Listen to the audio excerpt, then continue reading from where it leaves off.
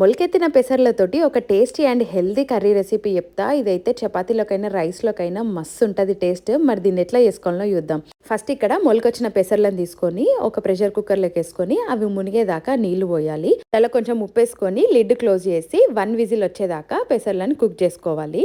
తర్వాత కర్రీకి కావాల్సిన ఆనియన్, పచ్చిమిర్చి, కళ్యామాకు, కొత్తిమీర ఇవన్నీ రెడీ పెట్టుకోవాలి. తర్వాత ఒక బౌల్ తీసుకొని ఒక 2 స్పూన్ల శనగపిండి, ఒక 2 స్పూన్ల పెరిగేసుకొని అందులో ఒక హాఫ్ గ్లాస్ వాటర్ వేసుకొని ఆ శనగపిండి మొత్తం ముద్దలు లేకుండా మంచిగా దాన్ని మిక్స్ చేసుకోవాలి. శనగపిండి ఇంకా పెరుగు మిక్స్ చేసి పెట్టుకున్నాక స్టవ్ మీద ఒక పాన్ పెట్టుకొని అది వేడైనాక కొంచెం ఆయిల్ వేసుకొని జీలకర్ర, ఆవాలు, కట్ చేసుకున్న ఆనియన్ ముక్కలు వేసి ఒక 2 మినిట్స్ ఫ్రై చేసి అందులోకి పచ్చిమిర్చి ముక్కలు, కళ్యామాకు, ఎండిన మిరపకాయలు, తర్వాత అందులోకి ఒక 3 లవంగాలు అండ్ అవి కొంచెం ఫ్రై అయినాక అల్లం వెల్లుల్లి పేస్ట్ వేసి మళ్ళీ ఒక్క నిమిషం ఫ్రై చేసుకొని శనగపిండి పెరుగు కలిపి పెట్టుకున్నాం కదా అది అందులోకి వేసుకొని కొంచెం వాటర్ పోసుకొని కొంచెం పసుపు, టేస్ట్ కి తగ్గట్టు కారం, ఉప్పు వేసుకొని ఉండలు లేకుండా మంచిగా కలుపుకోవాలి.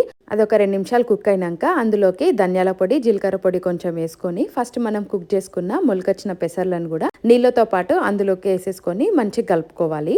మీడియం ఫ్లేమ్ లో ఒక 5 to 8 మినిట్స్ కుక్ చేసుకుంటే tasty and healthy protein rich పెసర్ల కర్రీ అయితే రెడీ అయిపోయింది. ఇది చపాతీలకైనా రైస్ లోకైనా టేస్ట్ అయితే అద్దిరిపోయింది. మీరు కూడా తప్పకుండా ఈ రెసిపీ ట్రై చేయండి. మరిన్ని ఇలాంటి ఇంట్రెస్టింగ్ రెసిపీల కోసం డూ ఫాలో అండ్ లైక్.